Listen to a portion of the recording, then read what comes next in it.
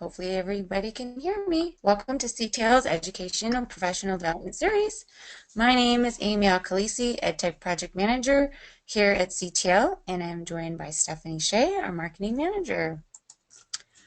Just a few little bit of background tidbits about CTL, in case you're not familiar. We've been headquartered in Portland, Oregon, providing innovative IT solutions to education and government customers for over 26 years. We're a Google for Education partner specializing in rugged CTL Chromebooks, laptops, convertibles, two-in-ones, and tablets designed specifically for K through 12. Over the last 2.5 years, we've worked with Google to introduce a line of CTL Chromebooks that have been recommended by PC Magazine as the best choice for Chromebooks in education. As part of our commitment to education, CTL offers free professional development webinars on a variety of topics relevant to K through 12 ed tech.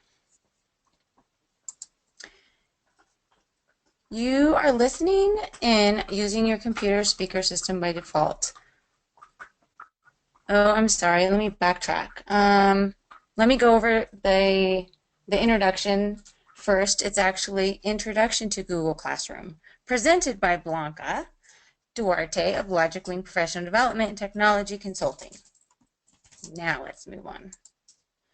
But before we get started, let's review this interface. You guys should see this up on your screen in the upper right-hand corner. And if you're listening in through your computer speaker system by default, if you would prefer to join over the phone, just select the telephone in the audio pane, and the dial information will call in. If you have any questions in the pane, if you have questions, please put them in the control panel during the presentation, and they'll be addressed in the question and answer session at the end of today's presentation. And before we begin, I want to take a quick poll here to learn a little bit more about our attendees today. So please indicate how much experience you have. Let me pull that up. I'll give you guys about a minute to do that. All right, hopefully everybody can see this.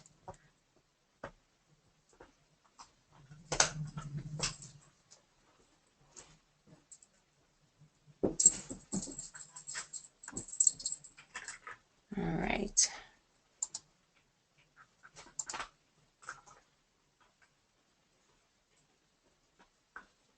Can everybody see that? Nobody can hear me? Stephanie, Blanca? Oh, sorry, I can hear that. Oh, okay. See that. All right. Well, we do have people on, but it looks like they're being a little shy of sharing. So, I saw 100% said no experience. yeah, I wonder if that's a default because it didn't show, but Oh, okay. yeah, I'm not really sure. All right. Can you guys still see it? Yes. Oh, not Okay. the poll, but the slides. Okay, wonderful. Thank you. And then Vivian wrote in and said, I have some experience. So maybe the poll Oh, was not, um, yeah, it didn't reflect that. So thank you for sharing that. yeah. Well, thank you, Vivian, for that input. Little technical difficulty. All right, so right now I'd like to introduce Blanca Duarte of Logic Wing Professional Development and Technology and Consulting. Blanca is a Google Apps certified trainer, Intel Teach Elements online trainer, and experienced educator in the public and private sector for over 25 years, and she'll take you through this overview. At this, in addition, she is also involved in teaching our what's going on right now with our NR21 program as well. So let me transfer her over. See if we can do this simple here. Is that coming on over? Nope. Oh, here we go. Sorry about that, Blanca. That's okay. All right. All right. Sorry about that, guys. I'm going to let you take it away. Okay, terrific. Can everybody see my screen? Yes, I see it. Wonderful. So we're going to start. So good morning, good afternoon, and good evening, everybody. I'm going to do a quick introduction to Google Classroom, and then if we have a little bit of time, I'm actually going to let you go into Google Classroom and respond as a student to one of my demo classes.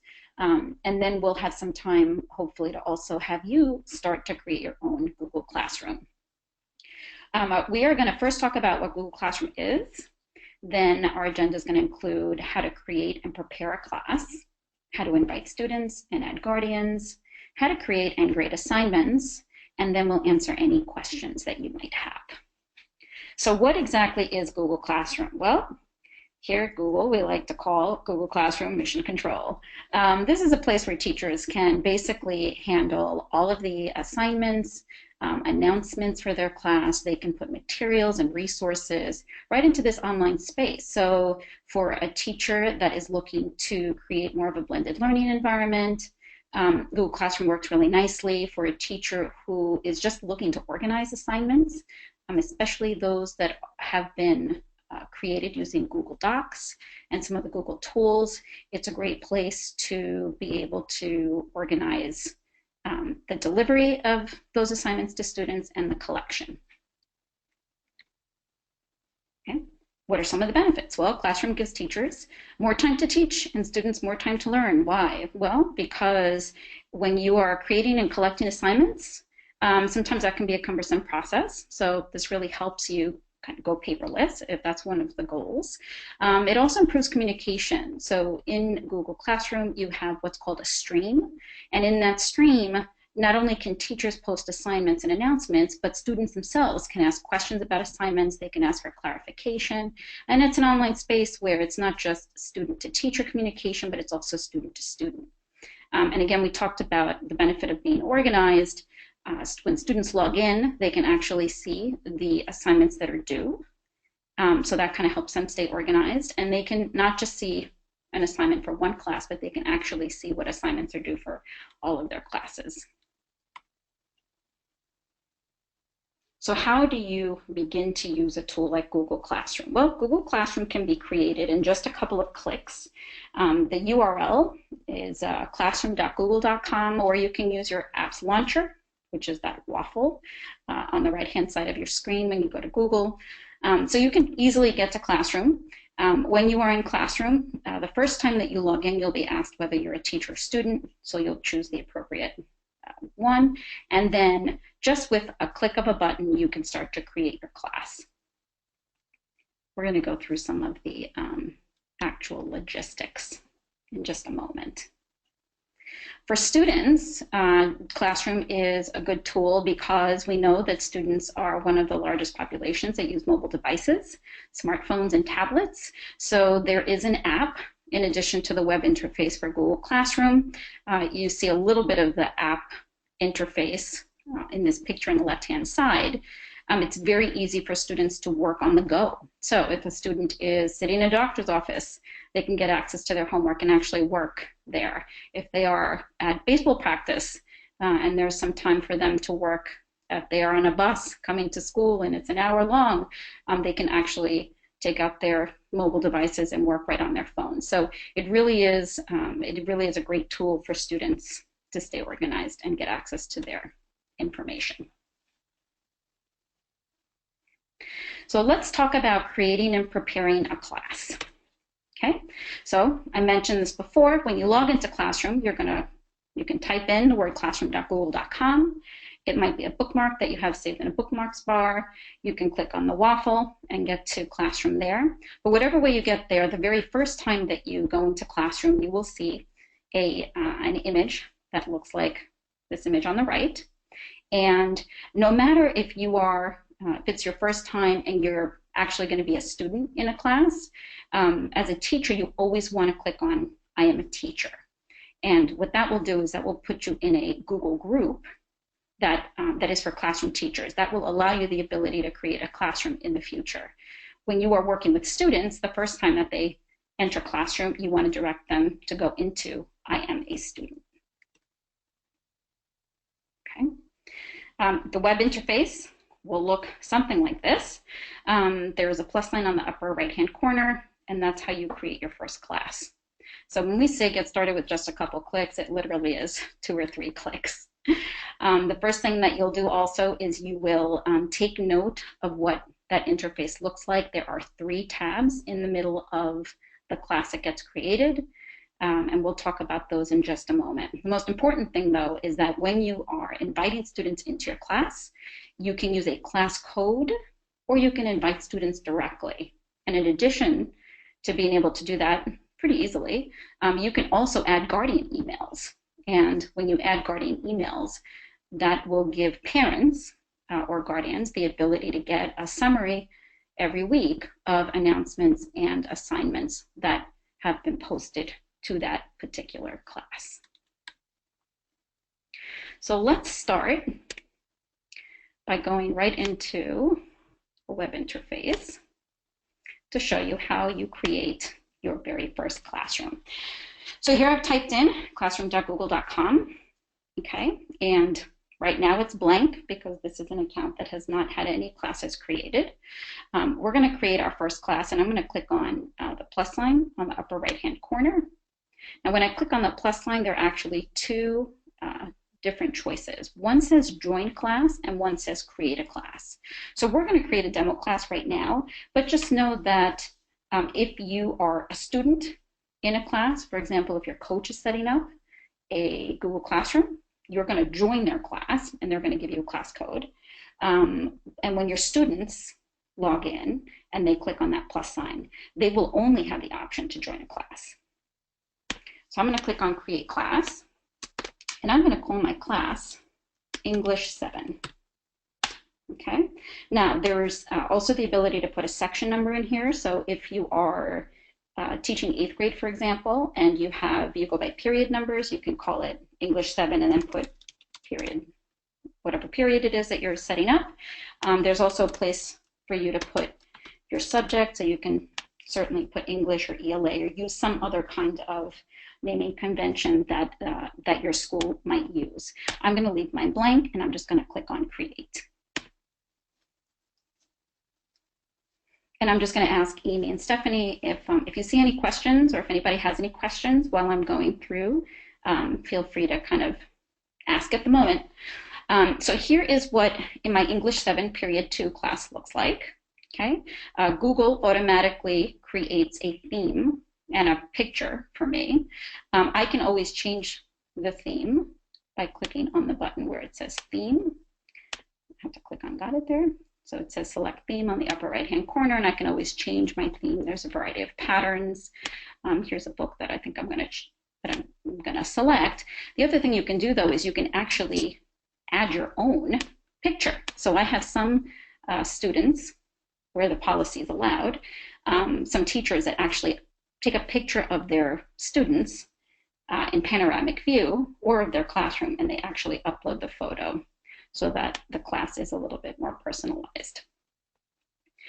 There are 3 tabs in the middle of the screen. The first one is the stream. This is where all the activity happens. Okay, so if you think about this, and if you're familiar with social networks like Twitter or Facebook, the stream is basically where the stream of information happens. Teachers always have the ability to post in a class. Students, depending on what kind of restrictions you put on them or permissions you give them, students can also have the ability to post into a class stream. So that's where the stream is. On the left-hand side, if there are any assignments due, they will actually show assignments, and you can view all the assignments there. Underneath that section, there's a section called Topics, a relatively new feature. Topics allows you to group students, for example, if you want to group them and call them topics. So if I had a blue team and a green team and a red team, I could then at least differentiate the different assignments based on groups. So I could use topics more as a group function. What other people have done is they use topics to indicate the unit or the chapter of a book. For example, if I'm covering Unit 1, the whole month of September, and then I'm covering Unit 2 in October, I may tag announcements and assignments, Unit 1 and Unit 2, to make it easier for students to get back to that material and those assignments when they need to study. okay? And then there's another little section here, right? I'm going to click on Students now. Students is the middle tab, and this is where you can invite students, okay? So there's a little button that says Invite Students. If I go to Invite Students, I can invite them using their account. I can also invite them as a group if my school has set up Google Groups, or if I've created a contact group, I can do that as well. This involves, though, having to go in and actually, if you haven't created a group for yourself, it involves you having to put in the Google account, so the email address, so to speak, for every student. And sometimes that can be cumbersome. So what we prefer, and I'll just make this a little bit bigger, is on the left-hand side here, there's a class code.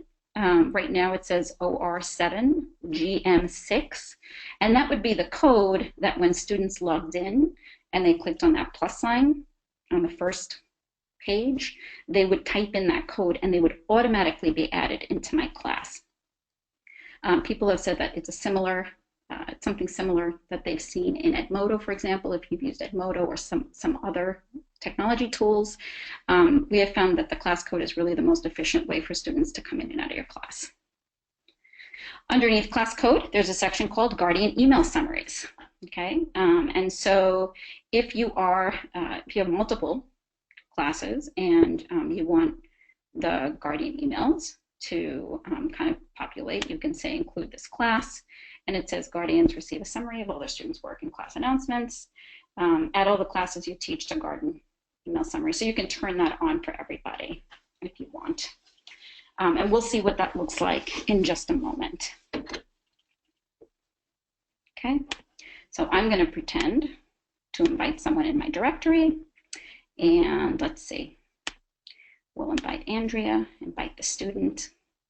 Okay, and now you notice that Andrea shows up as invited. Now, Andrea has not accepted the invitation. So that's another kind of little quirk, which is why I like the class code better.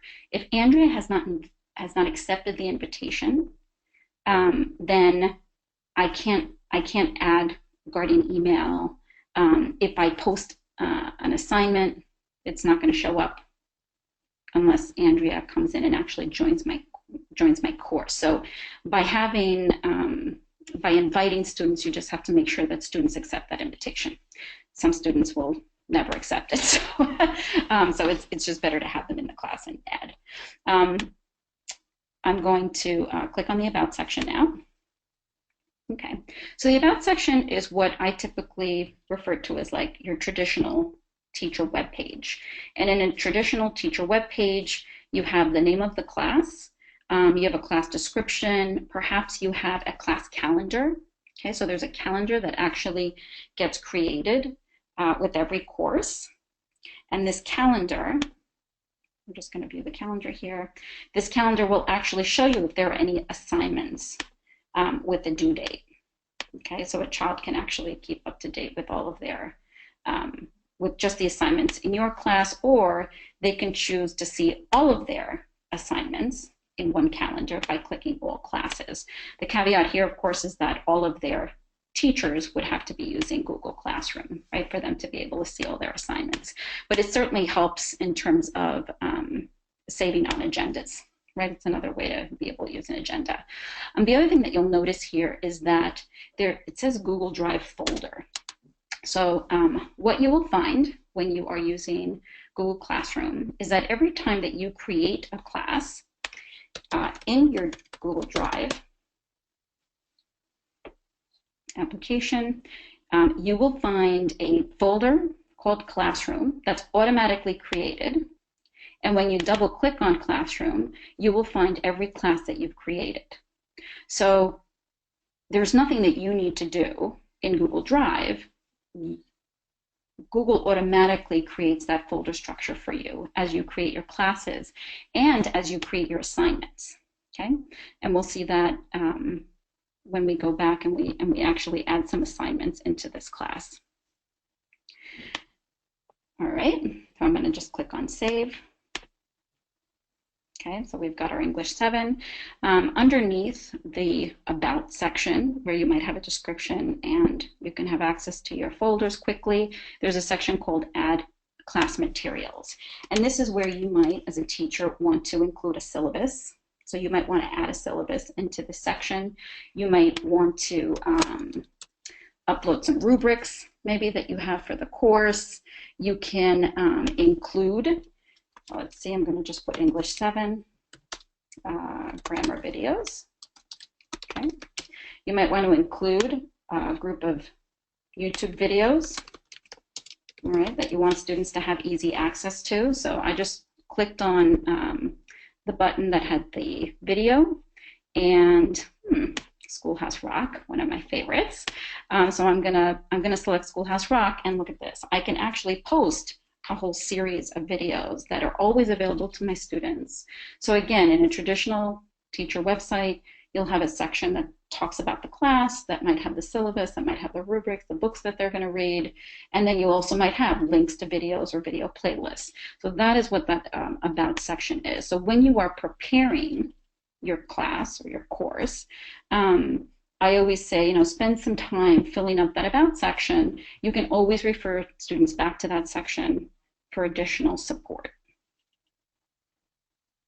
Okay.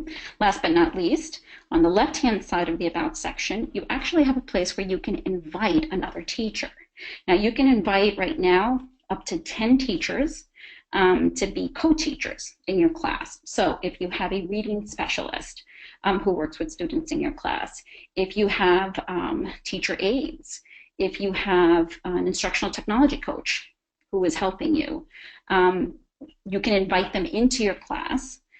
Inviting a teacher into your class gives them the ability to do pretty much everything that you can do except to lead the class, okay?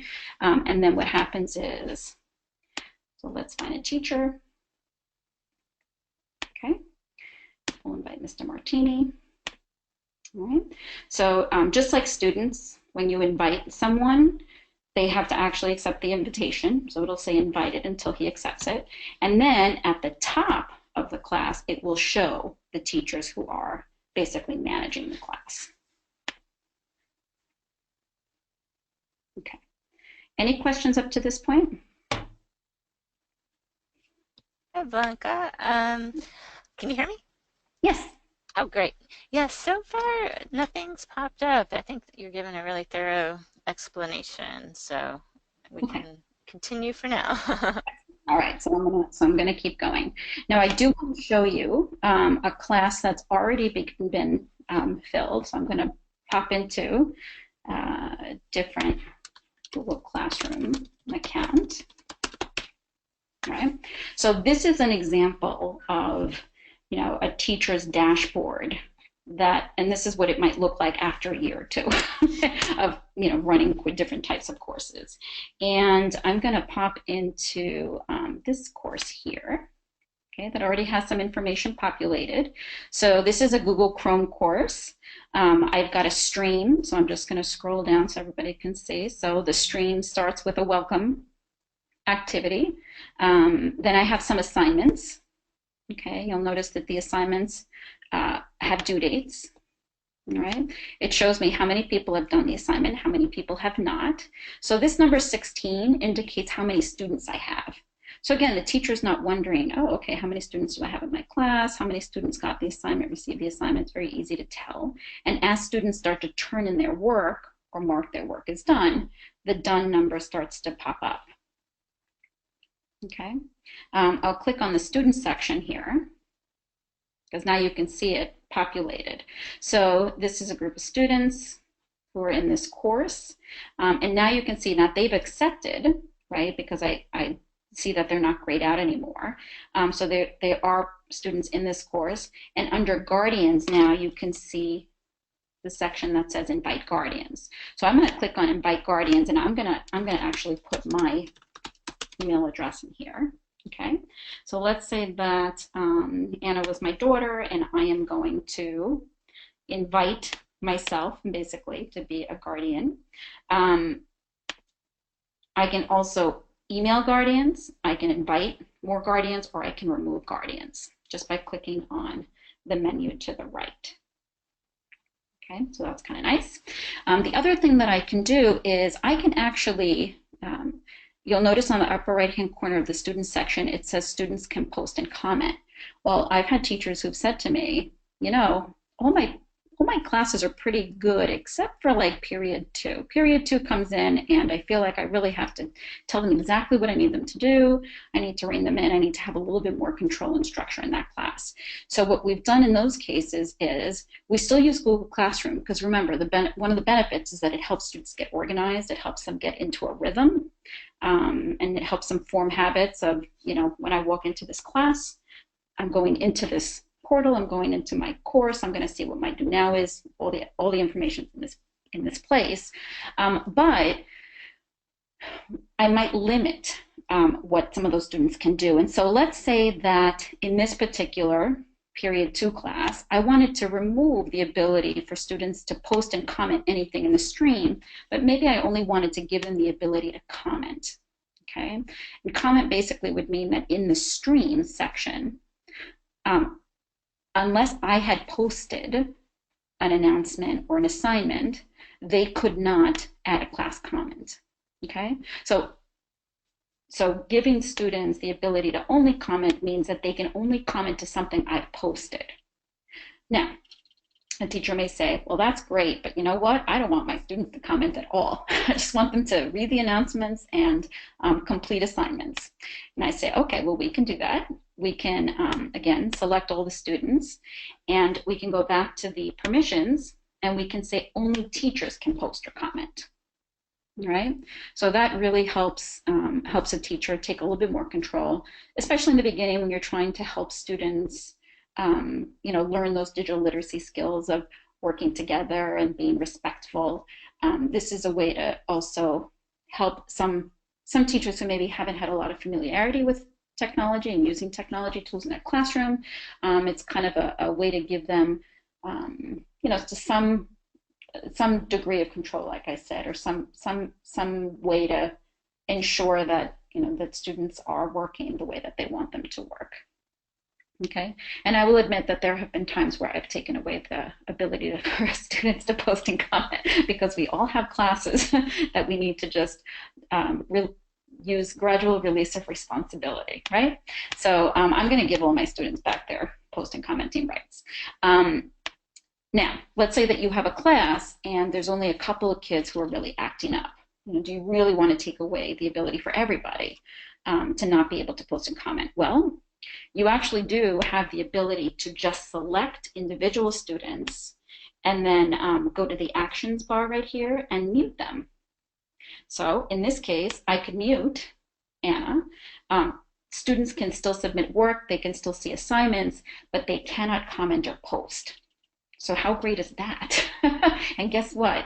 I've not had to use that button because nobody wants to not have the ability to mute, you know, to be muted in a class. You know, we want all students to have a voice, and but again, this allows the teacher to have a little bit more control over students who maybe are acting up. Okay, any questions about students and Hi, control? Blanca. I actually had a question. I was curious if you could show the example for what the Guardian would see. I saw the button down there that said show example. Ah, yes. Okay, well, I'll tell you what I'm going to do. I'm actually going to go to, let's see, the Google support site. So you can see that. Google Classroom Guardian. Okay. So, and I've done this more than once, that's why I know where to go. So at the end of this webinar, I'm actually going to share a couple of links that I think will be super helpful for those of you who are just starting and even have used Google Classroom, because there are updates to all the Google tools all the time. These are great places to go into the product forums and go into the support site. So here is what an example for the Guardian email summary looks like. So giving a guardian or inviting them to get a summary doesn't allow them into the class, right? It only allows them to get an email. So this is an example, weekly summary for Felix. Okay, August 1 to August 5th. They would receive this summary the week after, so the Monday after.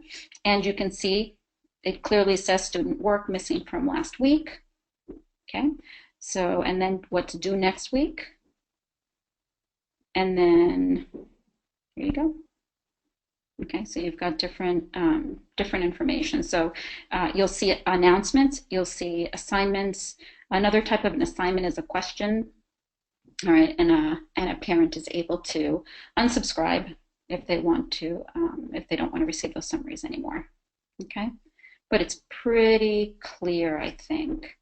You know, if I had 3 or 4 children and I was getting a classroom email summary every Monday, this would be a great opportunity for me to kind of, you know, ask some questions. And even if they were getting their work done, it's still good for me as a parent to be able to see in one email what's going on. Yeah, this is great. Thank you for showing that. I was curious how that was laid out. That's great. Yep, you're welcome. Okay. Thanks. You're welcome. So let's go into an overview now of how we create and grade assignments. So the ability to create assignments is a pretty powerful one. I know that when I have used Google Classroom, I've set assignments for do nows. I set assignments for classwork. I set assignments for homework. Assignments and announcements are a little bit different. And when we go through the example of creating one, I think the main difference that you'll see is that announcements are not graded and announcements do not have the ability to have a due date. Okay, so those are the two major differences. Assignments can have a due date or they can not have a due date. So it's okay to not have a due date for an assignment.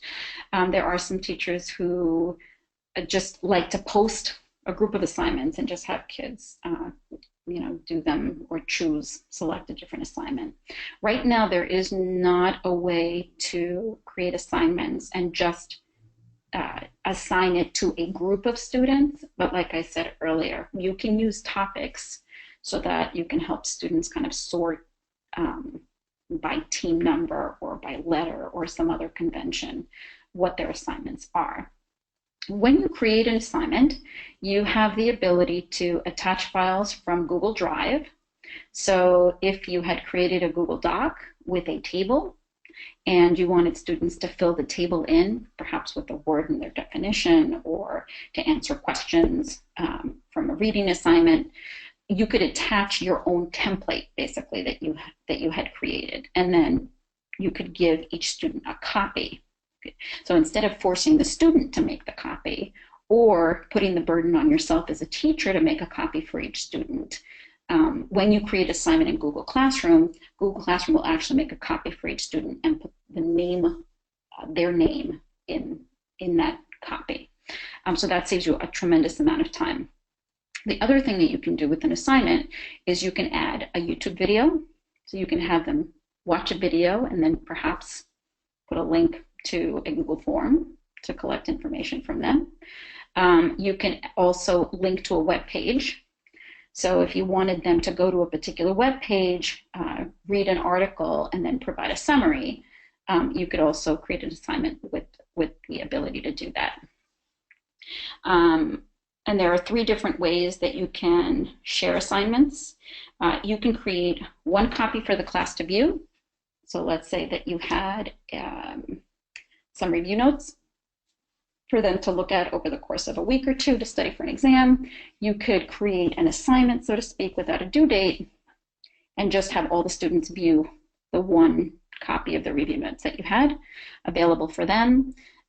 So every student can be viewing the same thing, but they wouldn't have the ability to comment or to edit. You can also create one document or one assignment where everybody can edit. And again, it's asynchronous, right? Because once you share a Google Doc or a Google spreadsheet or a different collaborative tool with students, they can be in and out of that document for as long as you give them access to it. And then the other way to create an assignment is that you can make a copy for each student. Students will see the assignments in the stream, okay, or on the assignments page, which we'll take a look at in just a moment.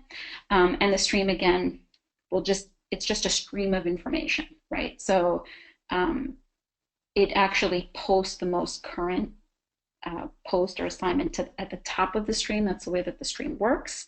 You always have the ability to move an assignment or an announcement to the top. So you can always move something that ended up at the bottom of the page to the top, but just be aware that when you do add content to the stream, it always goes to the top of the stream.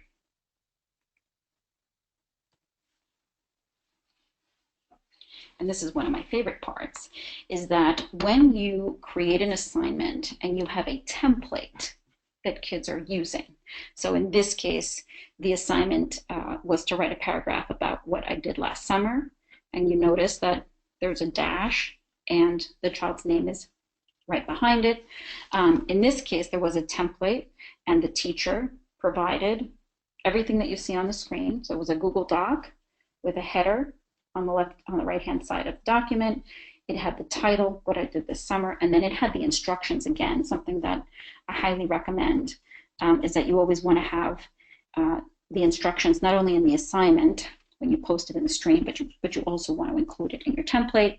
After the child finishes their work, they actually can just click on the upper right-hand corner next to the comments and the share buttons. They can click on turn in, and what that will do is that will change the fact that it's not done to done. Okay, so that's a really easy way for students to turn in their assignments and for it to be marked as done. Otherwise, what you have to do is you have to just make sure that students go into their assignments page and mark the homework as complete. We'll take a look at that. Okay. And this slide is just referencing the fact that in Google Drive, for every assignment, right, in Google Drive, you have a classroom folder. Under the classroom folder, you have every class you've created. And then under every class, you actually have a folder that has the different assignments. So assignment number 1 will have its own folder. Inside of that folder will be a copy of the work that each child has turned in for you. In Google Drive and in your classroom folder, you'll have another one that says assignment number 2, and all of the student work will be there. So as a teacher, you can either go through Classroom to check your students' work, or you can just hop into Google Drive if that's what you're more comfortable with, and you can look at the student work there. This screen, I'll just give you a moment to acquaint yourself with it. In this screen, this is what a teacher sees when she is reviewing assignments. Okay. So a teacher will go into the assignments section of Google Classroom, and she'll see all of her students in a row, the status of their homework, and the grade. So they'll be able to grade and return the assignments just from one page.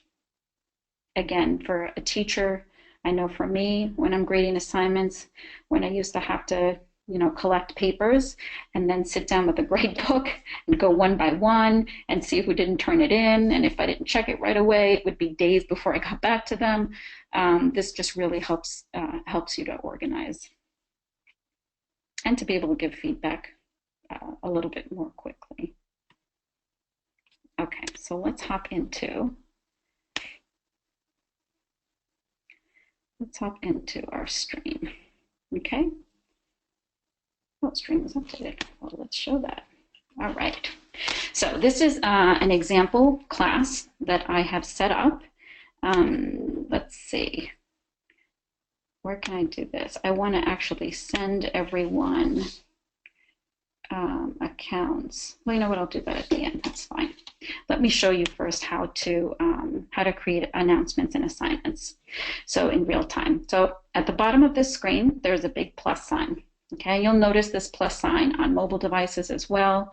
So this interface is like mobile friendly. When you are in Google Classroom on your iPads and on your smartphones, the interface will look very similar.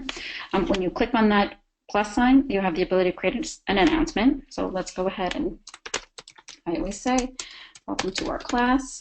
Okay, so just a tip for when you're creating kind of this online space. It's kind of nice to start a class off with a welcome message and to do something fun, to learn about your students. So welcome to our class, provide, tell us about your favorite holiday memory, okay? And here's the topic. So I can create a topic if I want to. Remember, a topic can be used to group assignments, to group students for an assignment, or it can also be, I can just call this welcome messages, okay? I can also say this is just a do now, okay, or a bell ringer. In my announcement, I do have the ability to attach a file. Okay, so if I were to attach a file, it would ask me, do I want to upload a file? Do I want to look at my Google Drive, to look at my recent documents? Do I want to look at my favorites? All right, so that's what that icon would let you do.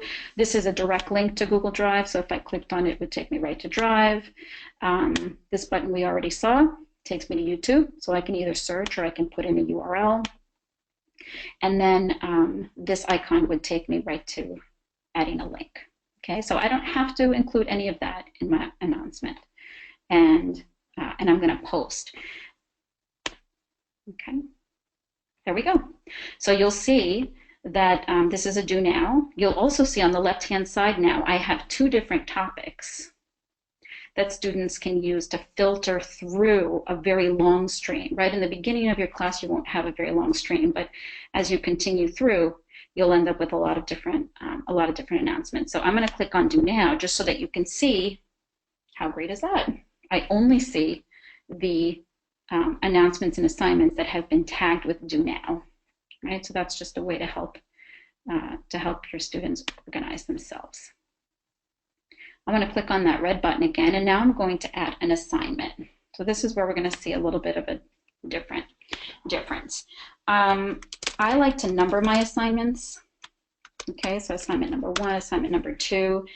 For me, it helps me be able to reference something in the stream for kids. So if this were the assignment number 2 for today's date, I would say, okay, everybody look at assignment number 1, do that first, and then go to assignment number 2.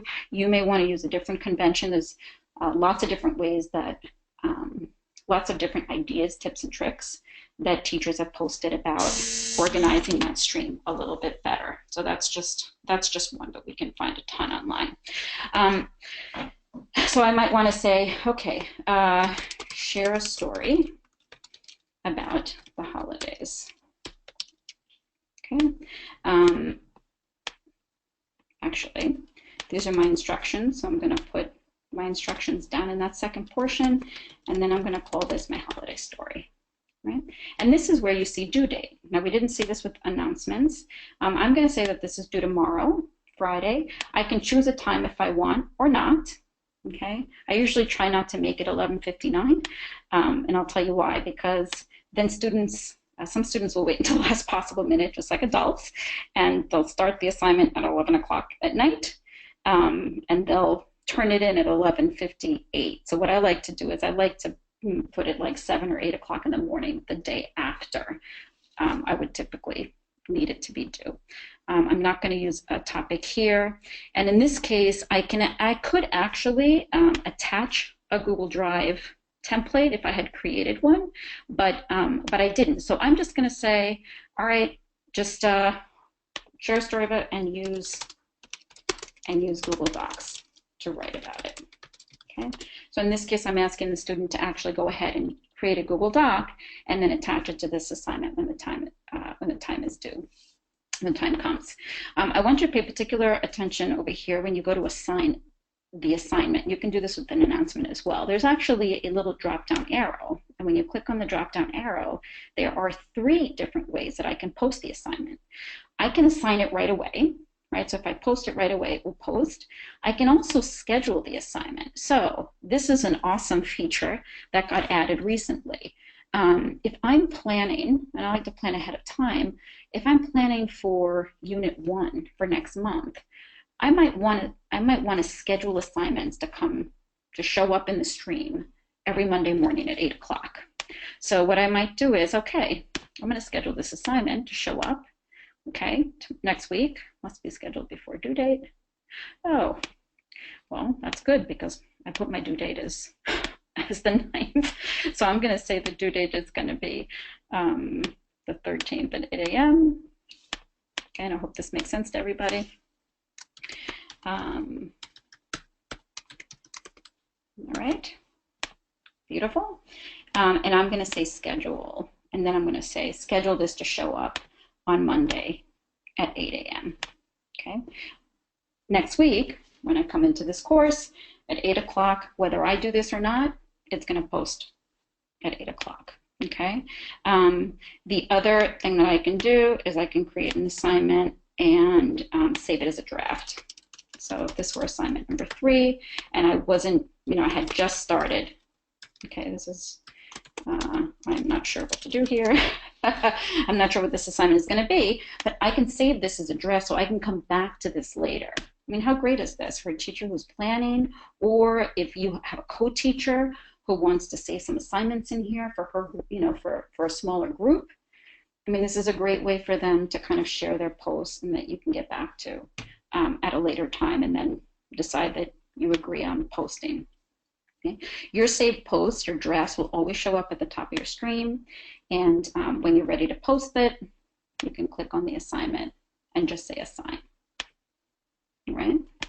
Something else that I want to show you, let's say that you are teaching English 7 and you have 5 different periods. You can actually select this little drop-down button before you click on assignment, and you can go ahead and assign. This is the part where everybody goes, wow. You can assign that assignment to every period and every class that you want. So you're not duplicating efforts. You don't have to go into, English 7 period 3 and English 7 period 4 and post the same assignment. You can automatically have it posted or saved all at once. Okay, and I'm just going to scroll down a little bit. You also have a question, the ability to create a question. Questions are very similar to assignments. You have instructions, you have due dates, you have a topic. Questions can be a prompt or they can be a poll. So did you read Macbeth chapter 1 last night? Okay, so if you're trying to determine ahead of time whether you're going to have a lot of people providing some good conversation in the morning. Okay, this is kind of a silly one and a simple one, but I mean, I think that you get the point. So a question can either be a prompt or it can be a multiple choice, and it's really just a poll. And just like assignments, you can ask it, which is equivalent to assign, you can schedule it, or you can save it as a draft. Alrighty, so this is what my stream looks like right now. And if I didn't have any students here yet and I just was creating all of this and I wanted my welcome message to be up at the top, so it's the first thing kids see, I could click on my menu to the right of my welcome message and move it to the top. All right, and you'll notice that now at the top of the page, when students come into the class, they're going to see the welcome message. Okay, any questions yet? Yes, we just got a question in. For a teacher new to Google Classroom, do you suggest they start with one of their classes first or use Google Classroom with all of their classes right away? Well, that's a good question, and I think I would ask a few more questions before answering that, before making a recommendation either way. What I find is it's the same question you might ask if you asked a teacher that wanted to use a set of Chromebooks for the first time with a class, whether they maybe would want to pilot it with their, quote unquote best class or best most attentive class. And so it's really up to you. I mean, you will have to have 2 different lessons, right? So if you're just piloting with one class, which I think is a good idea, you still have to make sure that now you're creating materials and knowing that the structure for all your other classes is going to have to be a little bit different, right, than kids working in an online environment. Because when you have students who are using Google Classroom, they have the ability to work a little bit more on their own. So it's a matter of how comfortable you are with needing to provide two different ways to deliver the instruction in the beginning. I definitely think piloting is a good idea. I think what you'll find is that if you keep it really simple in the beginning, with an announcement, maybe an assignment or a multiple choice poll or something like that, as you get more comfortable with Classroom, I think that what will probably happen is you'll be really excited to just put everybody in there. But everybody kind of knows what their tolerance is for trying something new, and so for a new teacher, who hasn't maybe used a lot of technology, I would say definitely pilot with one class. For a teacher who feels, a certain level of comfort already using Google Drive and Docs, and they're already doing that, I would say you'll probably, once you see how easy it is yourself to set up the class, you'll probably want to start from the get-go. Thanks. Yes, the asker of that question, Susan, said that's very helpful. So, Oh, and I'm just reviewing some other questions that came in that I think you covered in this section on the stream. mhm, Um, Creating assignments under the stream tab, sorting. mhm. So can you sort the stream by date and description? Is that what you were showing with the topics as a way to do that? Yes. Yep. Okay. Topics would be the way to sort. Absolutely. Mhm. And then can you have multiple topics per assignment or announcement?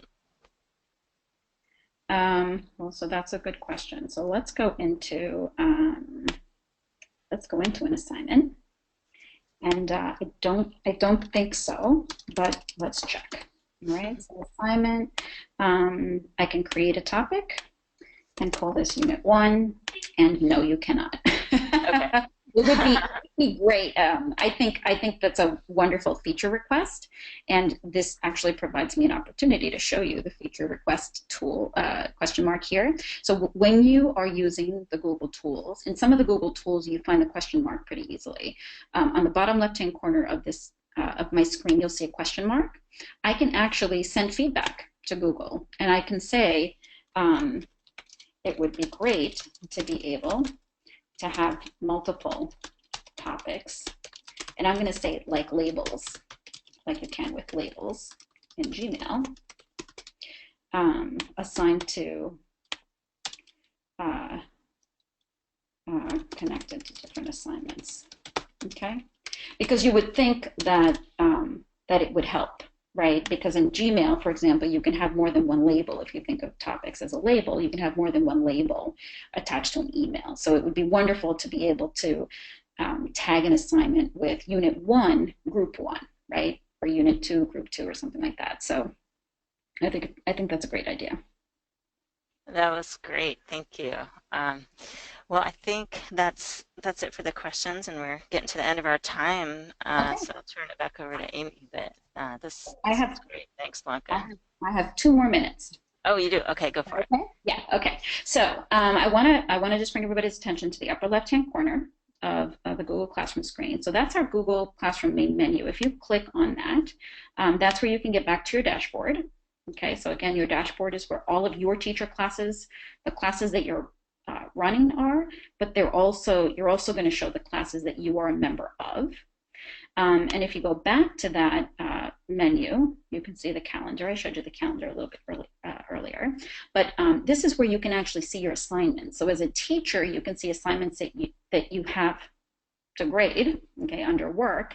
As a student, there's going to be a section that says enrolled. And then as a student, you will also have your work that you can work on. So I'm just going to click on work so you can see as a teacher what it looks like, although I did show this in the slideshow. As a teacher, these are all of the assignments that I have to review. You can tell I do a lot of demos. So I can also narrow down to one class. So this is the class that we were just working in. And I see I have a couple of different assignments. Once I have reviewed the assignment, though, they actually go into the reviewed section. So that's kind of nice for a teacher too, because I can sort by the assignments that I actually have to grade. So it saves me some time there. Finally, because I know we are running out of time, but we still have another minute or two, I just want to make sure that everyone has access to the different support resources that Google has around Classroom. Okay, so we've got the Google Classroom Help Center. When I showed you the Guardian Summaries, that's where I was. I was in the Help Center. So it's a great place to go to kind of get step by step how something works, how one of the Google tools works, or what you can actually do in Classroom. If you go to google.com/edu/classroom and you scroll down to the bottom of the page, you'll actually see that, so you can get to the Help Center quickly.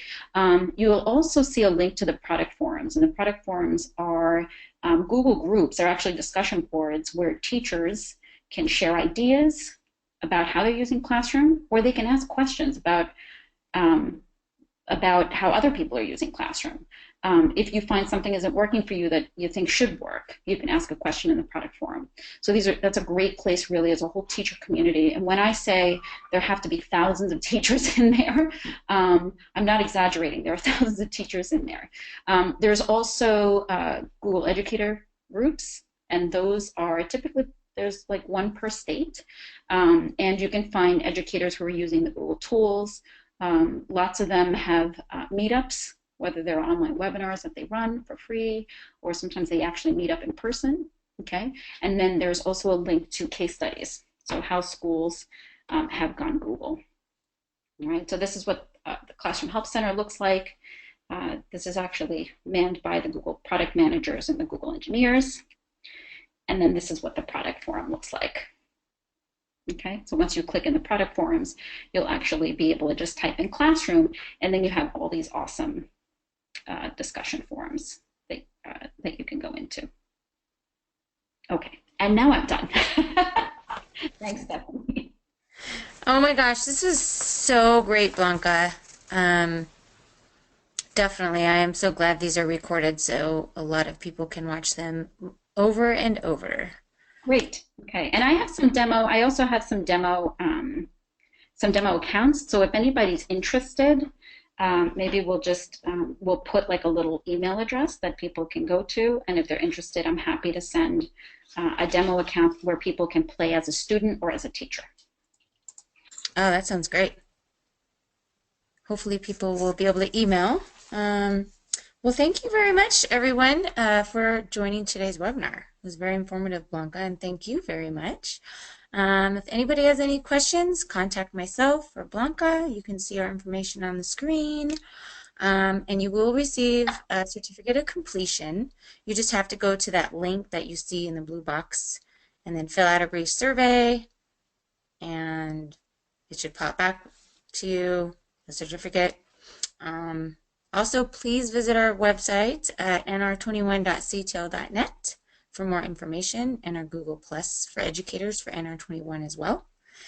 And you can review the recording of today's webinar at our site, but it will take about 24 to 48 hours once Stephanie posts that up, and you will also get an email as well that reminds you about that. So, on behalf of CTL and our presenters, Blanca, thank you for joining us today, and have a great day. Bye.